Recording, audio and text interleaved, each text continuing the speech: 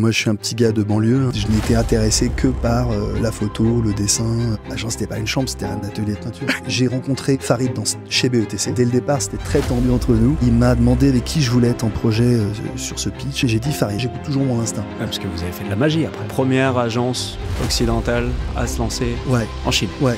Qu'est-ce qui vous emmène là-bas? Une histoire d'amitié avec Feng. La Chine, ce qui est extraordinaire, c'est cette passion pour demain. J'ai adoré.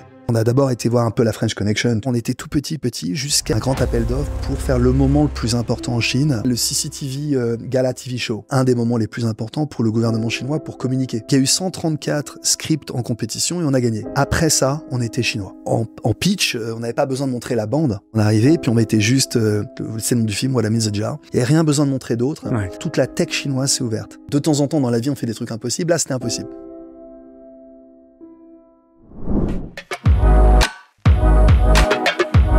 Bienvenue dans Let's Talk About You, le podcast qui part à la rencontre des hommes et des femmes qui influencent la trajectoire d'entreprises renommées. Nous connaissons leur société, mais nous ne connaissons pas leur nom. Nous utilisons leurs services, nous consommons leurs produits. Ils prennent des décisions qui influencent nos vies. Mais qui sont-ils? Nous allons le découvrir ensemble. Je suis Oméric Dessart, entrepreneur, auteur et podcasteur. À travers ces échanges, je souhaite mettre en avant la personnalité de celles et ceux qui ont tant à nous raconter. Toutes les 2 semaines, retrouvez un nouvel épisode sur votre plateforme favorite. Pour les recevoir directement, je vous invite dès à présent à vous abonner. Très bonne écoute!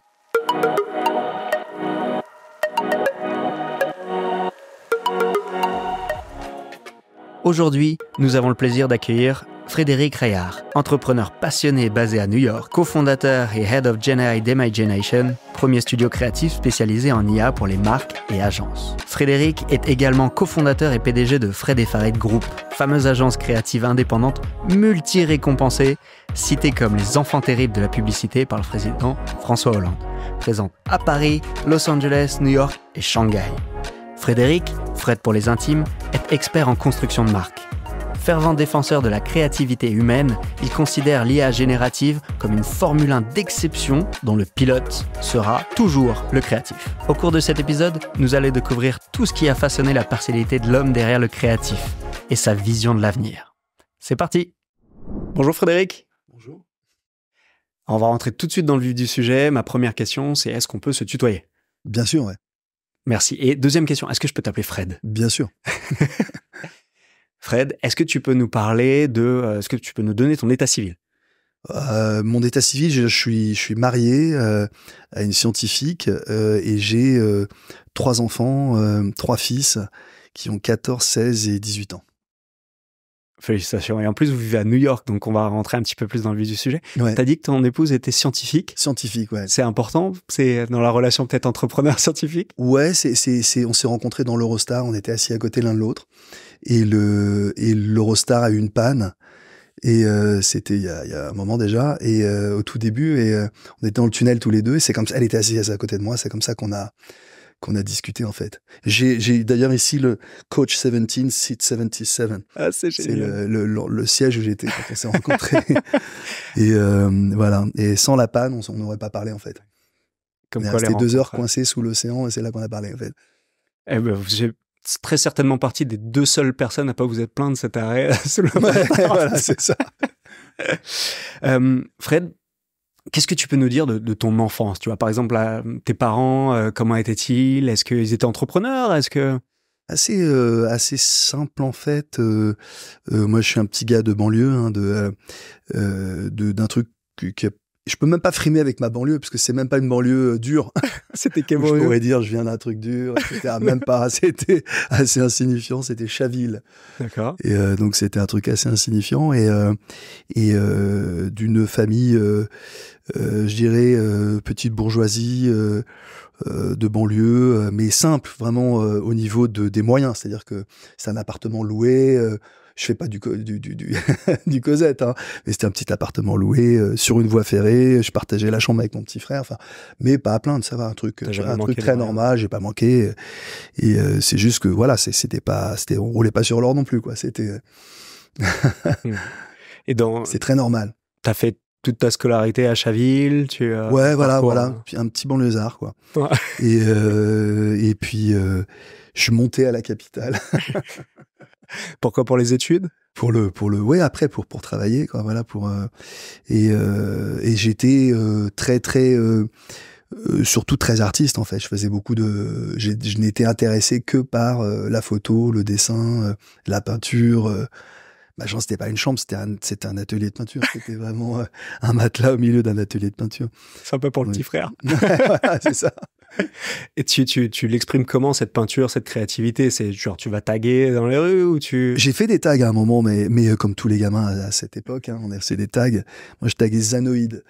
Et un Zanoïde à Chaville-le-Bordure. C'est moi. Et puis, je me rappelle à l'époque, Basquiat, il taguait Samo, Same Old Shit, dans New York. Et voilà, et très, très, au départ très artiste, et toujours très connecté à la nature. À Chaville, il y a une très grosse forêt, en fait, qui est la forêt de Meudon, en fait.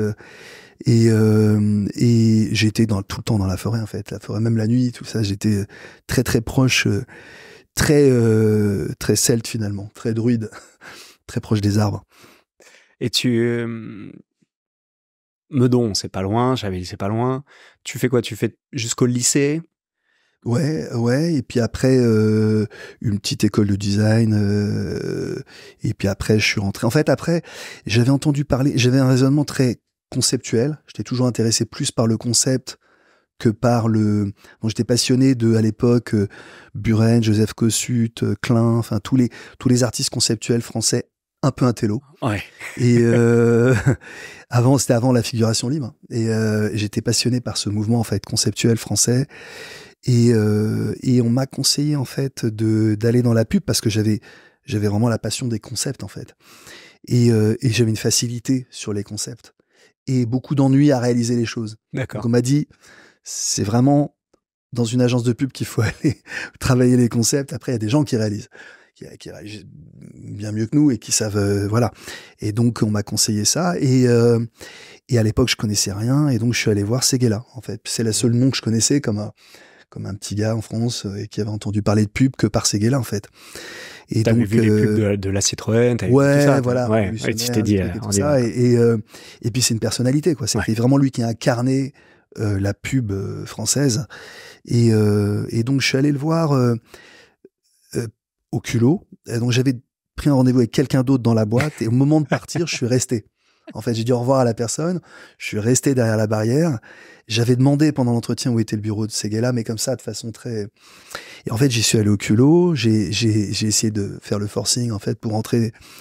Et j'ai vu son assistante à l'époque qui a refusé que j'ai le rendez-vous bientôt, mais qui m'a dit on vous rappelle, etc. Et j'ai relancé, je crois, 6 fois ou 7 fois, et ça a été décalé à chaque fois. Ils espéraient que j'allais lâcher, en fait.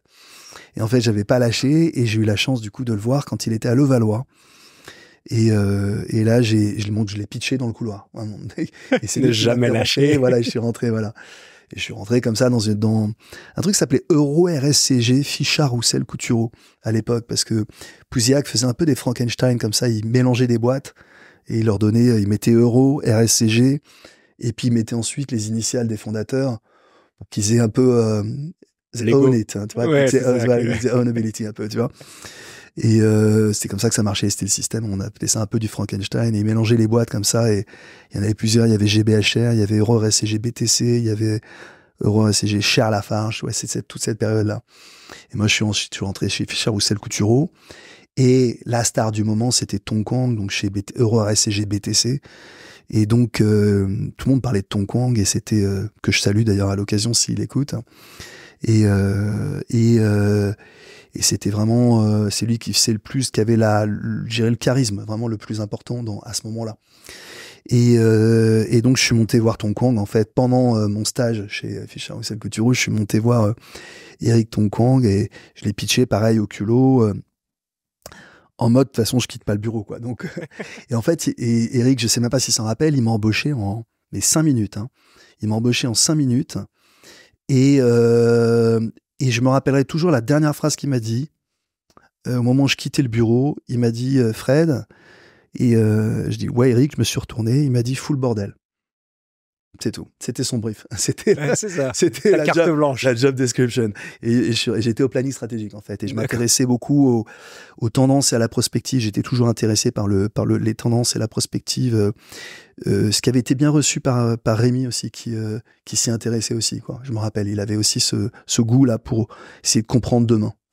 Voilà. Donc, j'ai essayé de faire à mon tout petit niveau de stagiaire, débutant, d'essayer d'apporter un peu une valeur sur je vais pas dire la compréhension de demain, mais en tout cas la curiosité pour ce qui peut se passer demain, voilà. Ouais. Et puis même influer. Ouais, exactement. Dynamiser, mettre sa patte. Ouais. Puis après, Mercedes est arrivée, elle a fait un boulot formidable, elle a vraiment donné une espèce de puissance à la boîte aussi. C'était vraiment un super trio, quoi. Donc après, qu'est-ce que tu fais? Parce après, que l'expérience, t'es plus alors gamin. après, j'ai rencontré Farid chez BETC. D'accord. Nos débuts étaient là-bas. Et moi, j'étais planeur stratégique. Farid était commercial. Et c'est très tendu entre nous, d'ailleurs. Dès le départ, c'était très tendu entre nous. Étonnamment, Gilles Masson, que je salue aussi, qui est vraiment un mec que j'adore, qui est chez Australigad maintenant, là, qui est un des managers là-bas, des boss, en fait, c'est le patron du planning à l'époque et du Newbies. Et il m'avait mis sur un petit projet qu'on donne à des débutants à l'époque, en tant que planeur, donc dessus. Donc c'est vraiment grâce à Gilles il a un peu structuré ma pensée. Il m'a appris vraiment à structurer ma pensée comme un planeur. Et je le remercie pour ça. Et il m'a demandé avec qui je voulais être en projet sur ce pitch, avec qui je voulais être en team, et j'ai dit Farid. Voilà. Mais c'était une réaction, je vais dire, instinctive et animale. J'écoute toujours mon instinct.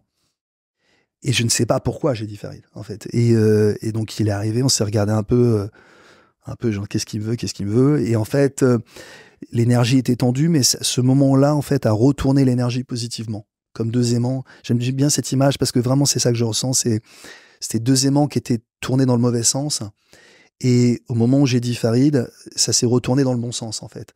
Et là, on s'est associés et ça a été un peu TNT, quoi. Ça a été un peu nitro et glycérine ensemble, quoi.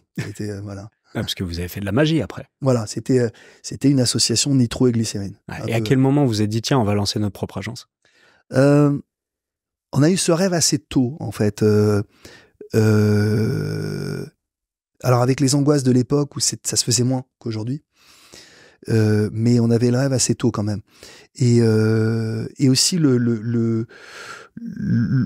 comment dire, l'appel du large, quoi, du grand large, c'est-à-dire que la liberté. Ouais, et l'appel du grand large, je veux dire, toi qui es voyageur, la certitude assez tôt qu'il fallait pas qu'on reste franco-français, quoi, qu'il fallait, avec tout le respect et l'amour qu'on a pour la France, mais qu'il fallait qu'on voit le monde, en fait, qu'on explore le globe, la terre, la boule bleue, tu vois, qu'on soit, voilà. Donc là, ça y est, vous êtes, il y a la fusion qui s'est créée. Ouais. Il y a sûrement des ajustements, mais en quelle année vous vous dites, on lance l'agence?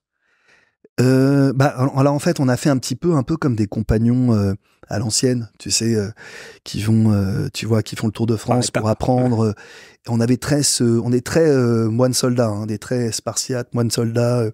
Notre bureau, il a toujours été vide, pas une seule image minimale, rien sur les murs, rien assez glacial. On est assez moine soldat, en fait, hein. Et donc, on avait un peu dans notre mindset ce truc inconscient, un peu du compagnonnage. D'aller apprendre ou du football, d'aller apprendre des schémas tactiques dans d'autres équipes et donc on a fait 6 ou 7 agences en France, très en mode, il y a deux façons de le voir, soit mercenaire, soit compagnon. D'accord. Dans notre tête, c'était plutôt compagnon et ça a pu être perçu un peu comme mercenaire au départ, tu vois, ou footballeur, tu vois, qui se vend et qui dans notre tête, c'était plus pur que ça. Et avec la volonté d'apprendre aussi des gens qu'on admirait le plus, qui étaient à l'époque John Egarty, qui était un peu le gourou de la pub anglaise, hein. C'était vraiment le gourou de la pub anglaise, très élégant, Sir John Egarty, très chic, très intello. On voulait absolument aller chez BBH aussi à Londres et on voulait aussi aller aux US après. On avait Dan Wyden avec qui on voulait absolument bosser ou Jeff Goodby aussi, les deux. Et on a été chez Jeff Goodby après, donc voilà. Mais toujours aussi cette volonté d'aller apprendre du meilleur. Ouais, et toujours aller dans l'excellence et se challenger. Voilà, et moi je crois vraiment à ça, c'est quel que soit le l'activité, il faut tout de suite aller voir le meilleur, les meilleurs, hein, le ou la meilleure, les meilleurs. Il faut tout de suite aller, quitte à faire le café, quoi. Mais il faut être proche du soleil. Et toujours cette conviction qu'il vaut mieux être assistant d'assistant à côté du soleil qu'ailleurs. Et je sais pas, quand on apprend la cuisine, faut être à Paris. Quand on apprend le karaté, quand on va en faire vraiment un job, faut aller au Japon. Quand on apprend toujours d'aller là aussi où c'est la culture, en fait. Cœur du réacteur. Ouais, le cœur du réacteur, l'œil du cyclone, aller se mettre le plus proche possible de l'œil du cyclone. Et c'est vrai que la pub anglaise, l'Angleterre a toujours quand même été lead en pub. C'est moins vrai maintenant avec le digital et avec la AI et tout ça, parce que l'Amérique maintenant a vraiment... Mais en gros, la pub, la France, c'est formidable, et aujourd'hui, elle est formidable, je trouve, en création. À l'époque, c'était quand même... Ça, c'est toujours quand même vraiment dirigé par les anglo-saxons. C'est quand même... alors, c'est formidable parce que il y a des agences françaises qui arrivent à se faire vraiment remarquer, à faire des très belles choses, etc. Et c'est formidable. Et même des groupes, hein, ce que fait... les groupes français, je trouve, s'en sortent très bien. Mais c'est culturellement, historiquement anglo-saxon. C'est Madison Avenue avec les Mad Men. Donc ça, c'est New York. Et c'est London, quoi. Sur l'excellence créative, c'était London, et il y a c'est une culture. C'est dur de lutter contre une culture, hein. Et d'ailleurs, quand on arrive à créer une culture, on est intouchable.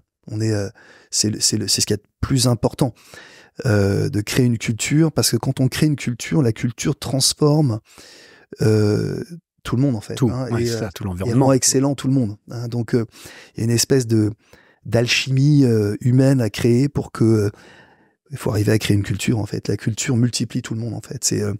Et c'est important, quelle que soit l'activité, de se mettre au cœur dans le berceau de la culture, vraiment, d'aller vraiment, quelle que soit l'activité, hein. Je pense que c'est vraiment important tu vois, d'aller viser l'œil du cyclone en permanence, quoi. C'est un accélérateur d'apprentissage parce que ça devient plus intellectuel. Ça devient vraiment aussi émotionnel et aussi spirituel, et donc on absorbe beaucoup plus, quoi. Moi, c'est ce que je dis à mes fils en permanence, hein, c'est quel que soit ce que vous voulez faire. J'ai un fils qui veut être financier, je lui dis écoute, c'est Wall Street ou la City, hein. Tu vois, c'est vraiment même pas tergiverser, donc et il faut aller vraiment au cœur du truc tout le temps. C'est ça qui, moi je crois que c'est un des secrets de la réussite, c'est de et je le vois dans plein de copains qui ont fait ça, quoi. C'est vraiment c'est x10 au niveau expérience, quoi. Ouais. Et juste, je vais rebondir sur ça, parce que quand tu parles de la culture, notamment, tu as parlé France, UK, ouais. US, ouais. mais on a un dénominateur commun qui est la Chine, ouais. et on va y revenir. Pour toi, cette notion de culture dans l'œil du cyclone, la Chine a aussi, ça serait quoi les secteurs sur lesquels... La Chine, ce qui est extraordinaire, c'est cette passion pour demain. Hein, ils sont vraiment tournés vers le futur. D'ailleurs, je crois que toutes les études montrent que le peuple qui a le plus confiance en l'avenir, c'est la Chine. Future is bright for them. Hein, c'est vraiment malgré tout ce qui s'est passé, malgré tout le passé, vu qu'ils regardent devant. Ils regardent devant tout le temps, quoi. Et c'est vraiment et donc je crois que c'est formidable pour ça. Et donc ils absorbent aussi toutes les nouvelles innovations, toutes les nouveautés. Hein, ils les absorbent à une vitesse incroyable, comme tu le sais. Et puis c'est formidable pour apprendre. Il y a tellement de choses à apprendre là-bas, mais je trouve que dans notre business, ce qui est bien, c'est d'apprendre la culture du tactique, en fait. C'est-à-dire que vraiment le sens pratique chinois, c'est toujours Sun Tzu versus Clausewitz, quoi. Nous, on est influencé par Clausewitz, le panache, le truc et tout. Eux, c'est vraiment le détail, l'informateur, le terrain, quoi. Échec contre jeu de go, enfin, toujours cette dualité. Terrain, expérience, tactique, souplesse, donc, par rapport à un axe stratégique, souplesse, et rapidité. C'est vraiment souplesse, rapidité, sens tactique, hacking, espèce de boulimie de nouveau et de renouveau, mouvement, et combiné quand même avec des trucs ancestraux, tradition, respect, les énergies, le feng shui, ce qui est formidable en Chine, c'est qu'on peut parler d'énergie sans passer pour un fou. C'est-à-dire que puisque 1,5 milliard de gens croient aux énergies, au feng shui, aux manipulations d'énergie, aux énergies qui émanent des gens et des lieux. Je dirais, on passe pour un fou à ne pas considérer ça. Moi, j'ai vu des business guys dans l'immobilier chinois parler du feng shui des lieux pour vendre les lieux. Et donc deux requins vraiment de l'immobilier de Shanghai.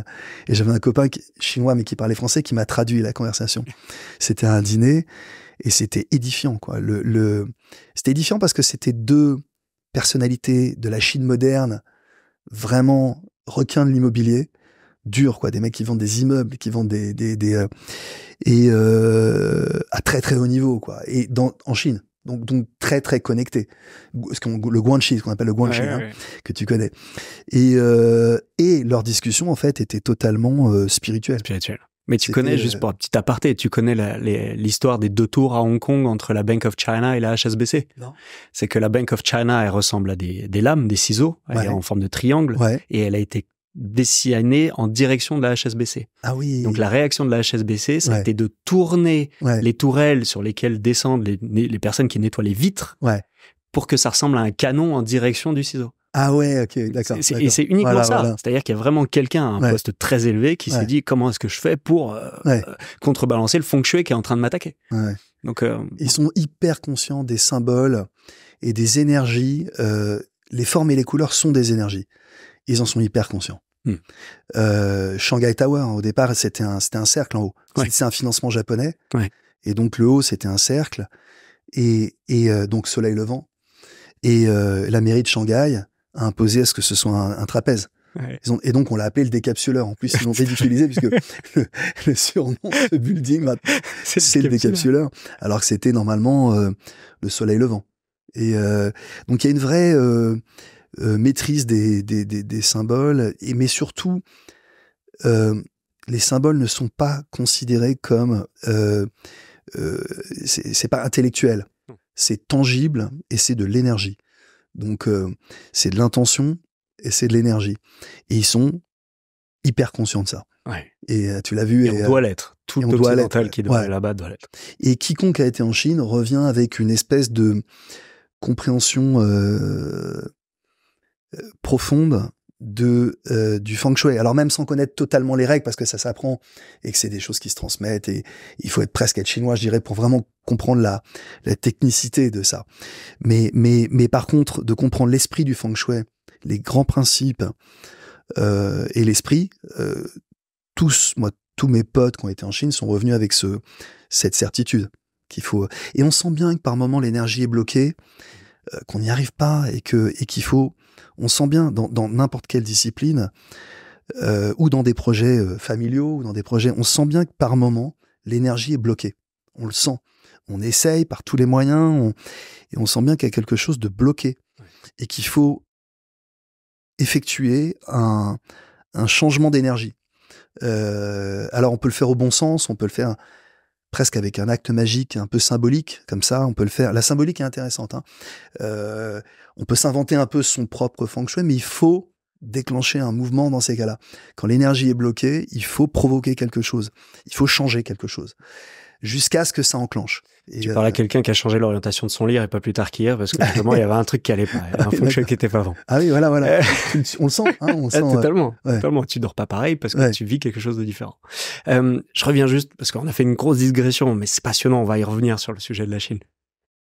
On est en quelle année quand vous lancez avec Farid l'agence? Alors, je suis nul sur le passé, mais je crois que c'était 2008. Déjà très chinois. 2008, je crois. 2008. Ouais, je crois. 4 ans après, vous allez en Chine. Ouais. Voilà, 2012, je suis parti. Première agence occidentale dans ce secteur-là à se lancer en Chine. Pour donner un petit peu de contexte, culturellement, les Chinois ne payent pas pour du service, pour de la propriété, pour de la prestation intellectuelle. Ils rendent du service, ils font tout ça, ou alors c'est du projet par projet, c'est du project base. Voilà. Donc, vous arrivez, qu'est-ce qui vous emmène là-bas?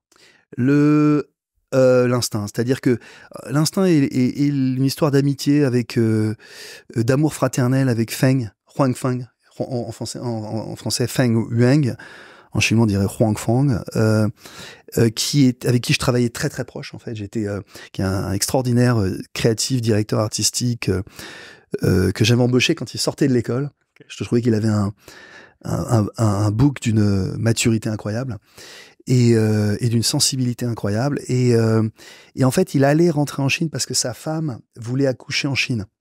Il habitait en France et elle voulait accoucher de son deuxième bébé en Chine. Et donc, et lui disait, à l'époque, il m'avait dit, t'inquiète pas, moi je reste là. Et puis parce qu'on était très très proches, lui et moi. On bossait tout le temps ensemble sur tous les pitchs, lui et moi. Et puis, j'ai dit, écoute, Feng, allons-y tous les deux, on va trouver un petit local. Et tu peux pas être aussi loin de tes bébés, tout ça, ça va pas tenir et tout dans la durée. Donc on prend les devants, on y va. Et puis on va comment dire, on va prendre un petit local. Et puis on aura du boulot pour toi de Paris de toute façon. Si t'arrives à développer, tant mieux. T'y arrives pas, on s'en fout. C'était vraiment ça, quoi. C'est pas grave. On veut pas te perdre, on t'accompagne. On t'accompagne, voilà. Et donc je suis parti en Chine avec lui. Pour être honnête, j'avais entendu que du mal de la Chine, comme tout bon petit gars occidental qui est dans la propagande un peu. On est tous. Il y a des propagandes partout. Il y en a en Chine, il y en a aux US, il y en a aussi en Europe, en France. Tant qu'on va pas sur place, on s'en rend pas compte. Voilà, il y a toujours le récit national, il y a toujours les ennemis. On apprend en France que c'est super d'aller au Japon, que les Japonais sont géniaux et il faut aller en vacances en Thaïlande, mais que les Chinois c'est pas bien. Enfin voilà, on est éduqué à ce truc-là. Donc moi j'avais que des clichés négatifs de la Chine en tête, donc j'avais aucune attirance pour la Chine, sauf que je connaissais un petit peu via ma maman la médecine chinoise, l'acupuncture, les énergies, tout ça m'intéressait vraiment. Donc ta maman, elle déjà était sur ce sujet des énergies, elle t'a transmis un peu initié ça, ouais, complètement. Okay. Mais sinon, j'avais entendu dans les news, comme tout le monde, que du mal de la Chine. Et donc, j'avais pas particulièrement envie d'y aller, même si ça m'intéressait, toute cette dimension-là, mais j'avais pas particulièrement envie d'y aller. Après, tu t'es aussi pris d'amitié et de fraternité, t'as parlé avec quelqu'un qui était chinois. Naturellement, on a eu une histoire d'amour fraternel. C'est ça. Avec Feng et moi. Et donc, on est partis tous les deux. Et je me rappelle, on est arrivé à Shanghai, c'était en février, et c'était... on est arrivé en février, vers 18h, c'est froid, c'était hyper humide, hyper pollué. C'était peut-être qu'il y a des pics. Et là, on est arrivé en plein pic, on avait du métal dans la bouche en sortant. Et on avait vraiment une vision c'était Blade Runner. Et je ne sais pas pourquoi, parce que j'écoute toujours mon instinct, j'ai adoré. C'est-à-dire que je suis sorti de l'avion, j'ai adoré. C'était du non-vécu peut-être déjà aussi. Tu t'es dit, tiens, il y a un truc, je suis dans un monde parallèle. Ouais. Et puis après, faut écouter son instinct, quoi. On est animaux avant tout, hein. Faut savoir écouter les radars qu'on a en nous. Tout le monde adore Bali, j'ai détesté. Enfin, j'ai fait que des cauchemars. C'est sale. J'ai détesté. J'ai fait plein de cauchemars, plein de trucs. Je ressentais plein d'énergie qui me correspondait pas du tout. Ça veut pas dire que c'est pas bien. C'est-à-dire que c'était pas pour moi, Bali. Pas du tout. Je voyais des masques, des trucs bizarres, des trucs que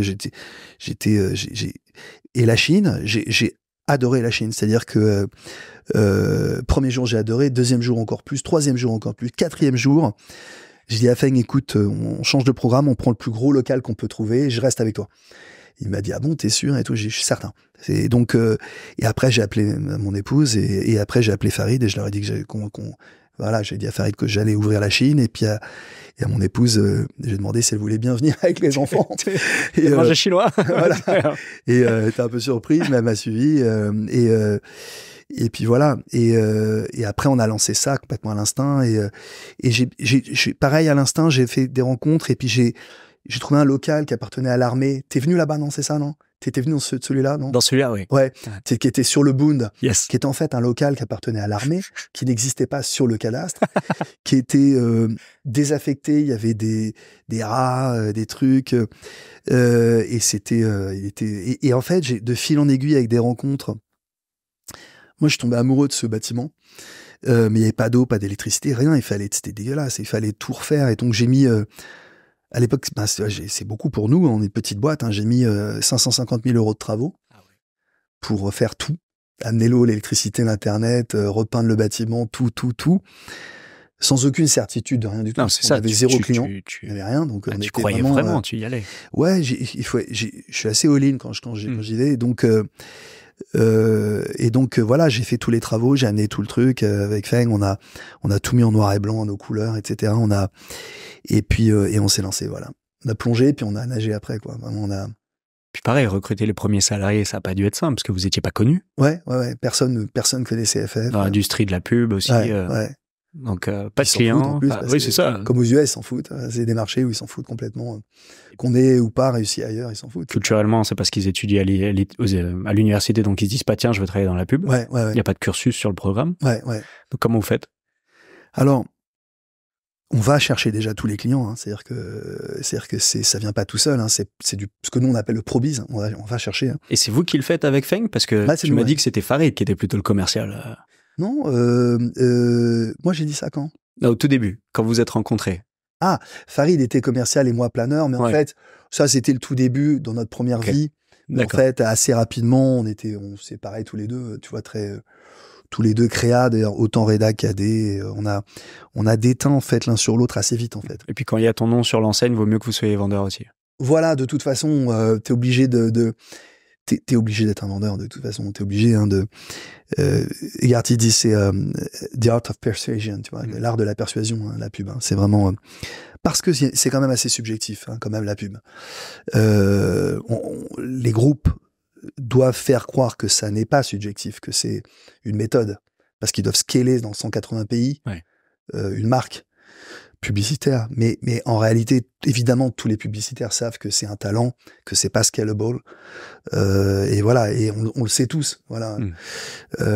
C'est vraiment la grande illusion de notre industrie, quoi. Et alors ton premier client? Premier client, je crois que on a d'abord été voir un peu la French Connection, tu vois, donc les L'Oréal, les Carrefour, les CCI, il y avait à l'époque Aven aussi, enfin, on commence par la French Connection, assez naturellement, et puis, et alors on était tout petit, jusqu'à ce qu'il y ait un grand concours pour, un grand appel d'offres pour faire le moment le plus important en Chine, qui est un peu le Super Bowl chinois, sauf que c'est, je crois, 7 fois l'audience du Super Bowl. C'est à l'échelle chinoise. Faudrait vérifier les chiffres, mais je crois que c'est 7 fois l'audience du Super Bowl. C'est ce qu'on appelle le CCTV Gala TV Show. Tu connais, voilà, le CCTV Gala TV Show. Il y a plus d'1 milliard de personnes qui le voient. Voilà, c'est colossal. C'est colossal. Et le gouvernement, donc, c'est un des moments les plus importants pour le gouvernement chinois pour communiquer à la Chine et à la diaspora chinoise dans le monde. Et donc, on a pitché, mais sachant que toutes les agences de Chine veulent faire ce truc. Bien sûr. Parce que c'est la réputation. La réputation, c'est un film au milieu du CCTV Gala Show. Tu travailles pour le gouvernement. Jusqu'à la veille, tu ne sais pas si tu as été accepté ou pas. Donc, tout doit être prêt. Sans savoir si tu gagnes, si tu seras payé. Voilà, tout doit être prêt, shooté. Donc là encore, tu réinvestis en se disant on y va all-in. Et tu ne sais pas si... C'est que la veille que tu sais si ça va passer. Wow. Et parce que chaque demi-seconde est contrôlée. C'est normal. C'est normal, c'est un moment extrêmement important. Et il faut avoir conscience de l'honneur que c'est de pouvoir faire ça. C'est un honneur de pouvoir communiquer, et surtout pour une petite boîte française. C'est-à-dire que c'était du jamais vu, en fait, qu'une petite boîte française. Et donc, il y a eu 134 scripts en compétition et on a gagné. Wow. Alors, je sais pas si c'est la chance, Dieu, le feng shui, on prend tout le monde. Smile to life, life's gonna smile you back. Je sais pas par quelle opération du Saint-Esprit ça s'est fait, mais on a gagné. Et donc, sur 134 scripts, c'était notre script. Et sur un concept qui était très beau, qui était Never forget where you come from. Qu'on peut lire à plein de niveaux. On peut le lire à le sentiment d'appartenance à la terre natale chinoise, très puissant. Aussi pour la diaspora, pour que les Chinois du monde entier n'oublient pas leur lien à la terre natale chinoise. Et aussi, il y a ce second sens de n'oublie pas d'où tu viens. L'ascenseur social. Voilà, tu viens, t'es un petit gars de banlieue, n'oublie pas d'où tu viens aussi. Tu vois, il y avait ce double sens qui était intéressant humainement. Et donc un film très positif, très beau. Et donc ça, c'était vraiment le concept, on va dire, enfin l'axe stratégique du film. Et le concept lui-même, c'était What That Means the Jiao, qui veut dire mon nom. Toi qui parles chinois, mon nom est. Et donc What That Means the Jiao, parce que les prénoms, en Chine, en fait, sont passionnants parce que ils sont extrêmement poétiques. C'est-à-dire que les parents ont une liberté totale dans les prénoms. C'est pas le calendrier chrétien ou autre. Ça a presque la poésie des Native Americans, tu sais, petit nuage, machin. Et donc ça a presque cette poésie-là, c'est-à-dire qu'on peut donner comme prénom. Il y a une extrême liberté dans les prénoms que les Chinois donnent à leurs enfants. C'était même un grand sujet familial, parce que le nom de famille, c'est qu'un seul caractère, rarement deux. Ouais. Donc, un seul caractère, c'est pour ça que tu as beaucoup de Wang, Huang. Ouais. Mais par contre, après, au niveau du prénom, vu que tu as 2 caractères, tu peux faire une composition, et c'est là où tu as un brainstorm monumental familial pour savoir comment va s'appeler l'enfant. Ouais. Et une liberté extraordinaire. Et en fait, quand tu regardes les noms, il y a souvent ce que projettent les parents sur l'enfant, ou une histoire de la famille, une histoire du grand-père, un lien à la région. Et donc c'est passionnant parce qu'à travers toutes les histoires de tous les prénoms, il y a en fait toutes les histoires de la Chine. Donc c'était un très très beau projet. Et alors, n'étant pas chinois et pas native, je pouvais pas pleurer devant ce film, mais je t'assure que le plus gros succès qu'on a eu, c'est que ça faisait pleurer ce film. C'est-à-dire que vraiment, le nombre de fois on l'a mis en meeting après, et ça déclenche quelque chose de très puissant, qui touche l'inconscient et le cœur et les nerfs, et qui déclenche vraiment une émotion extrêmement forte, tu vois. Moi, j'ai pleuré quand je l'ai vu, j'étais en France quand je l'ai vu, donc je sais plus à quelle heure. J'ai dû voir, c'était en l'après-midi, c'est ça, parce que sur Internet, parce que je voulais absolument le voir pour y croire. Bien sûr. J'y croyais pas, et c'est pas possible. C'est une petite boîte française qui est en train de faire le CCTV Gala Show. C'est vraiment le plus gros spot du Super Bowl, au cœur du Super Bowl, à la mi-temps, mais x7 en audience, tu vois. C'est vraiment le truc, et pas pour une marque, pour le gouvernement chinois.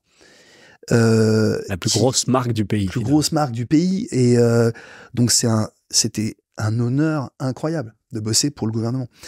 Et d'être considéré, quoi.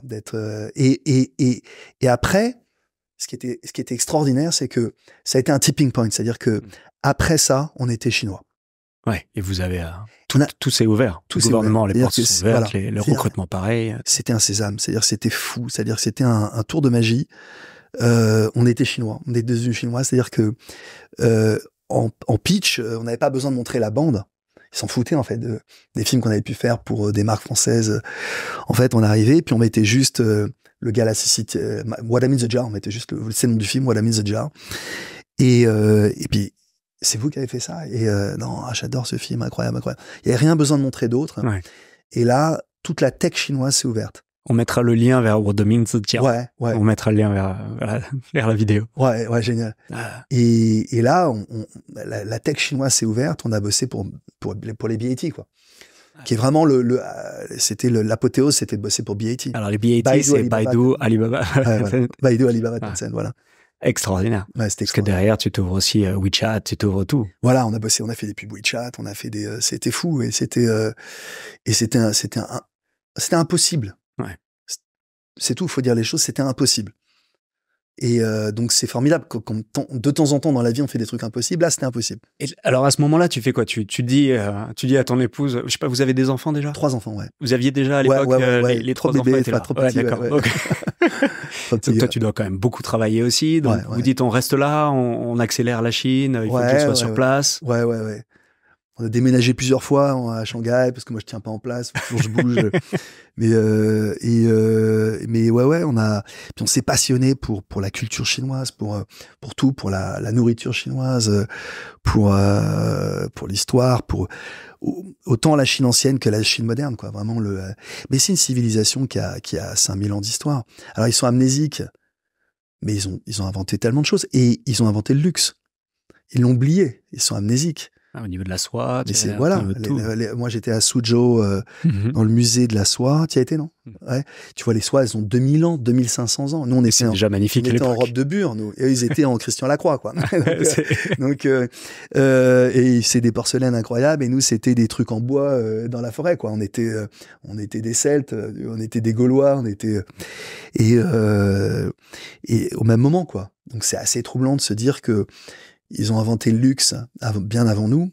C'est avant la Renaissance, avant tout. On était on était rustres, en fait, tu vois. Mais force est de constater que la révolution culturelle a été un suicide culturel et qu'il y a encore aujourd'hui une amnésie, en fait. Ouais, qui est contrôlée. Ouais. On va pas faire de politique, mais qui est aussi un souhait pour pouvoir se concentrer. On prend ce qui est intéressant du passé pour l'avenir, et sinon tout ce qui est pas intéressant, on fait le blackout. Quoi. Mais il y a maintenant, le gouvernement chinois a compris à quel point la culture américaine était invasive, inarrêtable, parce qu'elle est tellement universelle, sur des fondamentaux universels, mondialisés, et surtout d'une tellement haute qualité de production qu'elle est comme l'eau, à la moindre fissure, elle rentre. Il y a le Great Firewall of China qui est censé bloquer, mais qui ne peut pas bloquer la culture américaine. Et donc, pour lutter contre ça, ils laissent rentrer la culture coréenne, qui a un moindre mal, en fait, et qui est soumis quand même à des règles chinoises. Donc, ils autorisent la culture coréenne à rentrer parce qu'il faut occuper la place, en fait. Sinon, c'est l'Amérique qui prend la place. Oui, puis les Chinois préfèrent regarder, alors, je suis plus à jour, mais les dramas coréens plutôt que Friends, quoi. Enfin, c'est... Ouais. Mais donc, c'est très encouragé. En fait, c'est vraiment autorisé, encouragé, etc., pour occuper la place de la culture. Parce qu'après, c'est du temps de culture, en fait. C'est ça qui est important, c'est le temps de culture. Et il pousse aussi quand même beaucoup aujourd'hui la résurgence de la culture chinoise. Hein. Donc, il y a une vraie volonté du gouvernement chinois de réconcilier en douceur, parce que la Chine ne fait rien brutalement, contrairement à l'Amérique qui fonctionne qu'avec des mouvements brutaux. La Chine, c'est Zhongguo, donc c'est vraiment tu connais, l'empire du milieu. L'empire du milieu, le cercle coupé en deux. Ils détestent les mouvements de balancier, ils préfèrent avancer tout droit et tranquillement. Et donc, je dirais, c'est pas brutal, c'est en douceur, mais en douceur, ils travaillent vraiment à la résurgence de cette culture ancestrale chinoise. Alliant tradition et modernité. Voilà. Ouais. Donc là, ça fait 10 ans, enfin 12 même. Ça fait 12 ans que l'agence est en place. Ouais. Il y a combien de personnes sur place? En Chine, à l'époque, on devait être, je pense, 120, je pense, un truc comme ça. Ah, c'est énorme. Ouais, c'était... C'est colossal. C'est une grosse agence, c'est une très grosse agence. Dans une ville comme Shanghai. On avait 2 plateaux, du coup, le Dain. C'était vraiment extraordinaire. Et puis de vivre toute la tech chinoise, c'était extraordinaire. C'était vraiment... c'était fou, quoi. C'était fou parce que on a eu un moment de bascule, en fait, où historiquement, les gars, à l'époque, on disait GAFA, pas GAFAM. À l'époque, les GAFA copiaient les BAT. Enfin, ça a commencé, les BAT copiaient les GAFA. Et entre 12 et 18, les BAT étaient tellement puissantes, tellement rapides, surtout tellement rapides, que il y a eu une inversion et les GAFA ont commencé à copier les BAT. Et tout le monde s'est dit, la Chine prend le lead, etc. Ce qui n'est plus vrai aujourd'hui. Parce qu'il y a eu vraiment un ralentissement colossal de la tech chinoise. Et en AI, quand même, l'Amérique a pris une longueur d'avance. Donc, ils sont forts, l'Amérique, quand même. Hein. Parce qu'à un moment donné, c'est le balancier. Tout le monde s'est dit, la Chine passe devant et tout, mais l'Amérique, c'est un tout petit pays de 350 millions de gens, c'est tout petit. Et ils tiennent tête, hein, putain, ils tiennent. Quoi. C'est vraiment incroyable, ils sont incroyables. Quand tu dis ils tiennent, ça veut dire que tu penses que malgré tout, sur la durée, la Chine reprendra, ou tu penses que ça... J'ai l'impression que, quand même, il y a quelque chose de vraiment exceptionnel en Amérique, quoi. Vraiment... aujourd'hui, on est rentré dans un monde multipolaire. Hein. Il y avait une domination américaine sur le monde depuis 1945. Hein. Et on est rentré dans un monde, je dirais, tripolaire. Hein. On a vraiment le monde occidental, atlantiste, progressiste, entre guillemets, qui peut être vécu aussi négativement de l'extérieur de l'Occident, comme décadent, transhumaniste, etc. Trop extrême, trop woke, trop, etc. Mais c'est ce monde-là, en fait, auquel on appartient. Et il y a les BRICS qui sont maintenant aujourd'hui une vraie résistance à cet Occident. Alors j'ai entendu un professeur américain hyper, apparemment un politologue, j'ai oublié son nom, mais très respecté, qui avait une analyse intéressante. Il disait la grosse erreur de l'Amérique, la plus grosse erreur de l'Amérique, c'est d'avoir laissé la Russie à la Chine. Et c'était intéressant ce qu'il disait. Il disait, culturellement, étant chrétiens orthodoxes, ils avaient toute raison d'être compatibles avec l'Europe et avec l'Occident. Et racines chrétiennes orthodoxes. Et on s'est laissé trop influencer par la guerre froide, l'ancien communisme et tout. Et on a laissé, du coup, on en a fait l'ennemi. Et on a laissé, du coup, la Russie, plus grand pays du monde, une des premières nations militaires, se rapprocher de la Chine. Et, alors, il y avait une discussion entre deux politologues. C'est sur YouTube, il faudrait le retrouver. C'est vachement intéressant. Mais il y a du vrai là-dedans parce que donc la deuxième civilisation, c'est les BRICS, avec un noyau très très fort, Poutine-Xi Jinping, qui est vraiment un truc d'énergie très très puissant entre les deux hommes. Il faut lire les bios des deux hommes d'ailleurs pour comprendre à quel point c'est puissant. Moi, je les ai lus et c'est vraiment intéressant de voir d'où ils viennent les deux. Et c'est pas des énarques. Hein. Non, ils ont énormément de points communs. Enfin, ils viennent d'en bas. Ils ont des parents qui très très durs, des enfants très très durs, c'est pas des énarks. Non. Ou des non c'est un autre métal. Hein. Ouais. Et que les énarques. Et donc il y a ce champ de force extrêmement puissant. Et s'agrègent autour tous les BRICS et toutes les nations qui veulent maintenant rejoindre les BRICS. Et on va dire c'est des valeurs un peu traditionnelles, avec toujours quand même la famille, le travail, un peu plus modéré par rapport à toutes ces notions de progrès occidental, atlantiste, etc. Donc ça c'est vraiment la deuxième civilisation qui est un peu en résistance à la première. Et la troisième civilisation qui est l'islam, qui a des préceptes différents parce qu'ils mettent Dieu au centre, partout et au-dessus. Et donc c'est une autre façon d'aborder la vie.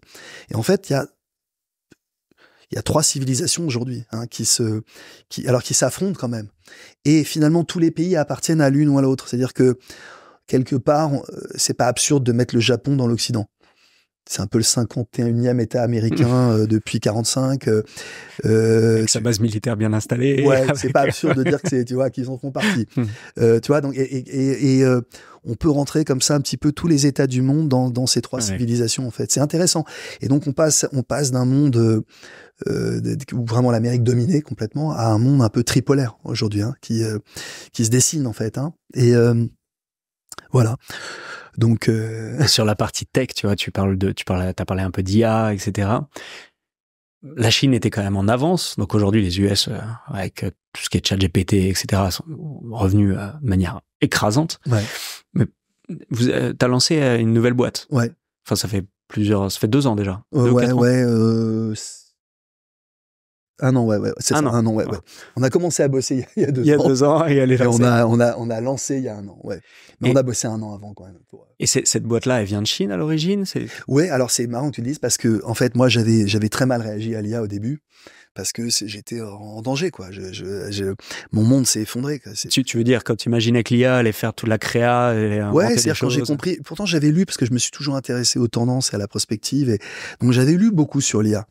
Mais on disait toujours que l'IA allait attaquer d'abord tout ce qui était logique, et après attaquer à la fin la création. Et en fait, l'IA est arrivée par surprise et a attaqué très vite la création, en fait.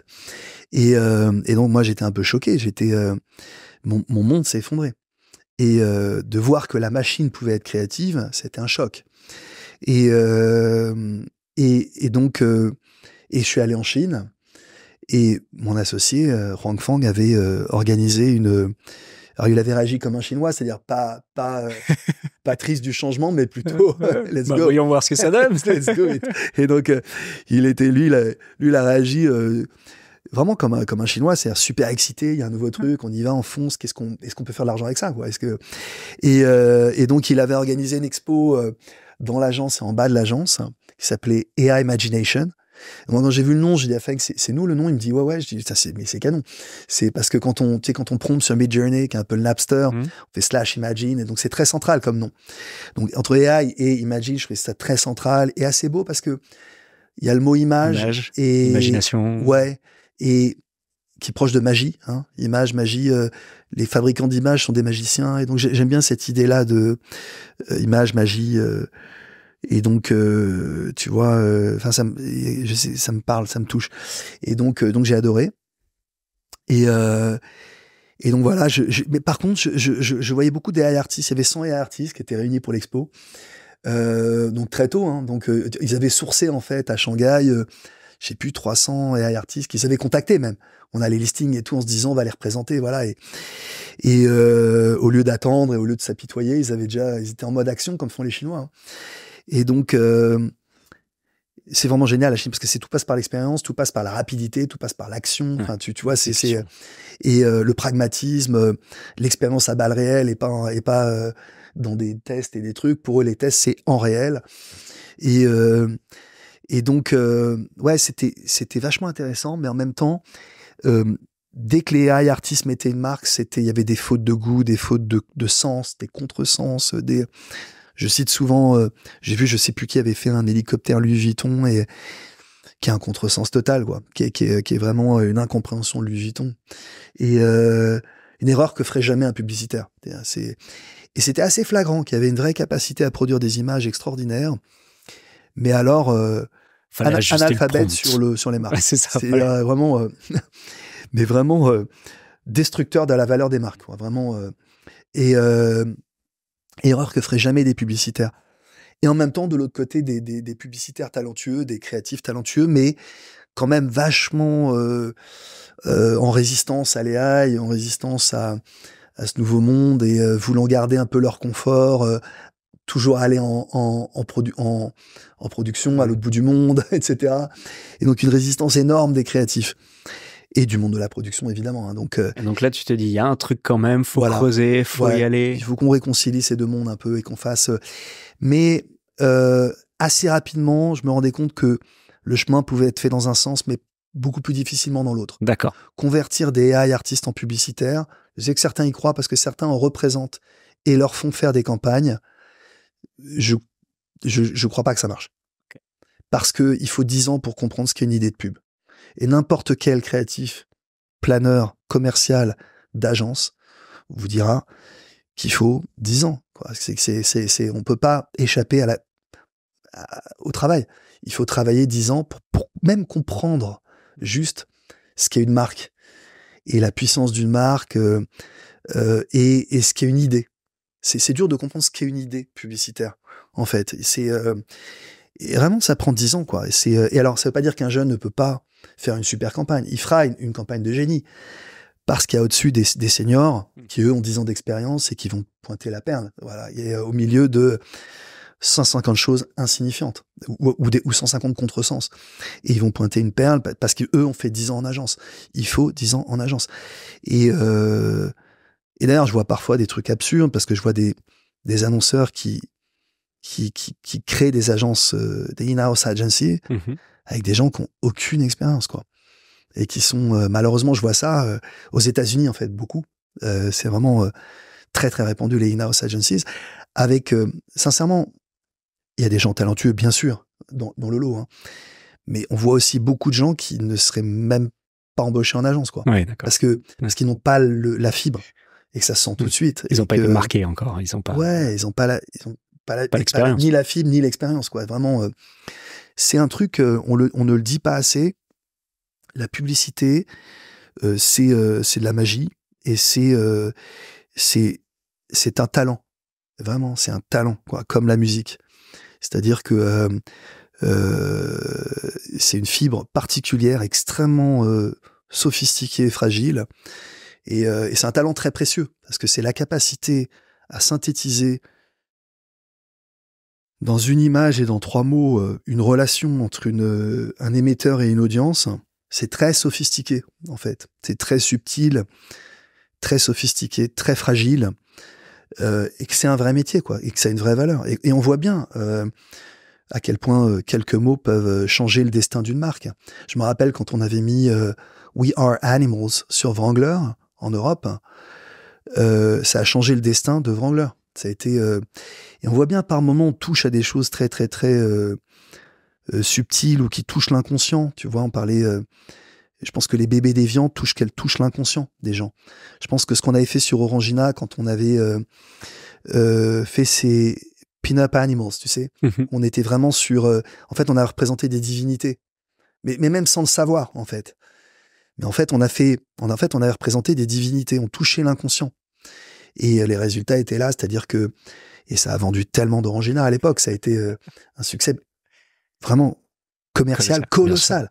Colossal, parce qu'on touchait à l'inconscient collectif ou individuel, on touchait à des choses très subtiles. Et là où ça a été très très fort, c'est qu'il y a eu du good buzz, mais il y a aussi du bad buzz. Mais au final, les résultats sont que tout le monde s'en souvient. Ouais, voilà, c'est-à-dire que forcément, dès qu'on touche au nerf, il y a des réactions, mais c'est intéressant.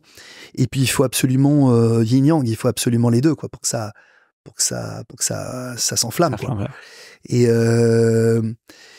mais surtout, ce qui est intéressant, moi, j'aime pas le mot buzz. Je trouve que c'est vulgaire et que c'est pas. Il faut pas chercher à faire ça. J'aime bien le mot. Il faut essayer d'être juste. Et quand on est juste, ça a un écho de toute façon. Tu vois,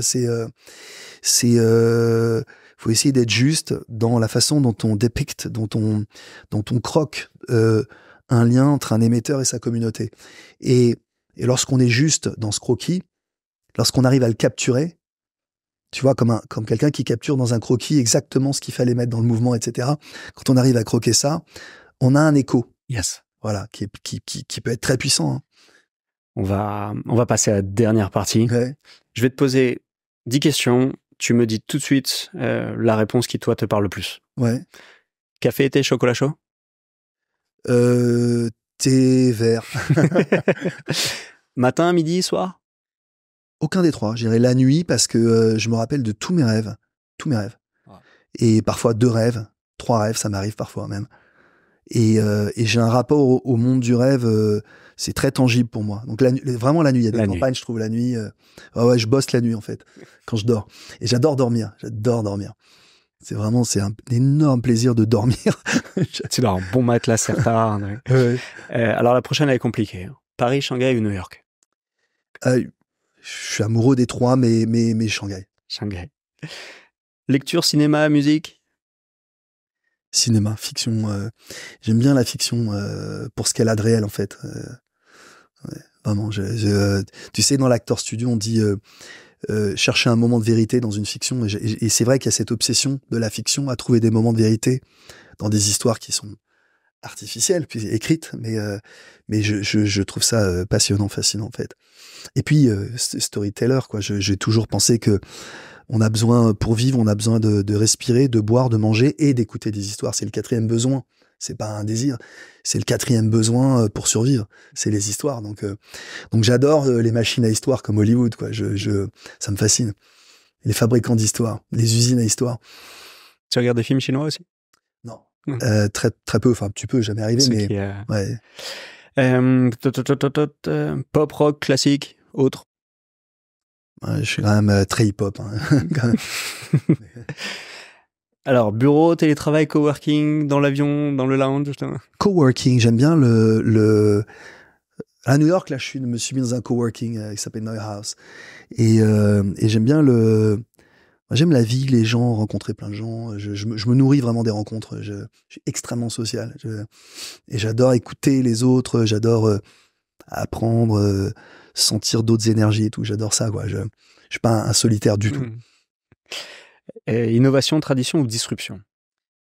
Ce que j'aime pas dans disruption, c'est la rupture. Il n'y a pas besoin forcément de rupture. Je trouve que c'est trop la rupture for the sake of it. Tu sais comment on dit la rupture pour la rupture. Tu sais, j'aime pas forcément ça. Je trouve que c'est un peu dans notre métier. C'est quoi la disruption, etc. Il n'y a pas forcément besoin pour un succès d'être en rupture. J'irais même parfois de comprendre ce qui est le cœur du secteur, le cœur de cette industrie précisément. J'irais pas la générique de cette industrie. Parfois est là où il faut être. Okay. Trop se mettre en périphérie pour être en rupture, en fait, c'est pas forcément bon. C'est too much. Je pense qu'une réinterprétation du centre de l'industrie et des ressorts génériques de l'industrie est souvent ce qui amène au succès, en fait. Donc j'irais plus innovation que disruption. Je suis pas amoureux du tout du mot disruption, rupture, révolution. je suis assez chinois finalement. Je suis pas. On détruit pas, on construit. Ouais, on pivote, mais la notion de destruction ou de déconstruction, moi, ne me plaît pas. Je préfère être dans l'autre sens, l'autre énergie en fait. Voilà. Alors une dernière. La retraite, c'est en France, en Chine, aux États-Unis, ailleurs? Pas à Bali, on l'a compris. En France. Ouais, en France, parce que quand t'es français, tu restes quand même. On l'aime notre pays. Je pense que tu veux mourir avec un morceau de camembert dans la bouche quand même. Ça. Donc, j'ai trois cigales. J'ai trois dernières questions. Est-ce que tu as une recommandation de lecture, podcast ou une newsletter à suivre? Alors je dirais quelqu'un que tu connais bien, qui est Mathieu Stéphanie. Je viens de faire un podcast en fait avec Mathieu, comme tu le sais, et c'était une super expérience et je trouve qu'il fait un vrai bon boulot du temps long. Tu vois, dans une société, on est vraiment sur le Slack Quentin, et on a des briefs aujourd'hui pour faire des 7 secondes. Wow. Et par les marques. Et donc lui, il est à contre-courant complet où il fait des 3 heures. Moi, j'ai fait 3 heures avec Mathieu. En fait, j'adore la provocation qu'il y a à faire un format de 3 heures en 2024, je trouve, en 2025. Et je trouve que c'est complètement... Enfin, c'est espiègle. Moi, j'aurais bien aimé te garder 3 heures aussi. Hein. Est-ce que tu as une amie, une connaissance que tu me recommanderais d'inviter sur le podcast? Ouais, j'en ai peut-être 2. J'ai quelqu'un que j'aime beaucoup qui s'appelle Alfred Verissel, dont je suis très très proche, qui est le patron de Red River West, qui est un VC, mais qui est entre la France et la Californie. Rouge, c'est le VC rouge, sa couleur c'est le rouge. Et Red River West, et qui est d'abord une personne exceptionnelle. J'ai un petit moment d'émotion quand j'en parle.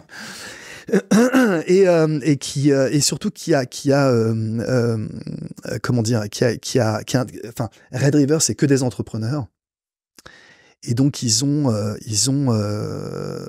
une façon d'aborder VC qui est pas cynique. Ouais. Et je trouve que c'est bien, parce que dans le monde des VC, il y a quand même un paquet de cyniques. Hein.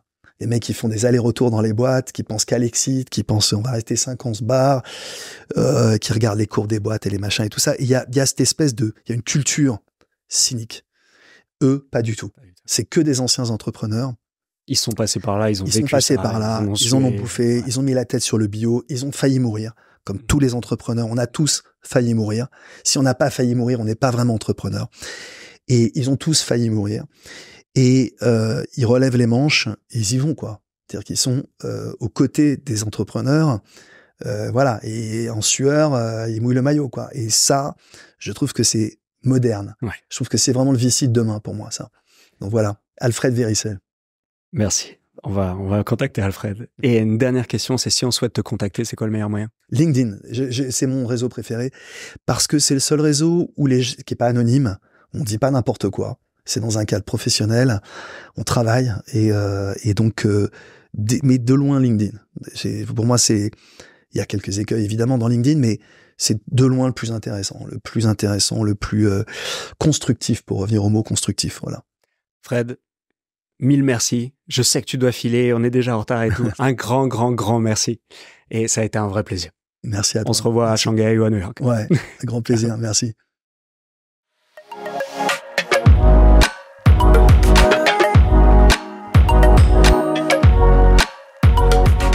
Merci de nous avoir accordé votre attention et j'espère que cet échange vous a plu.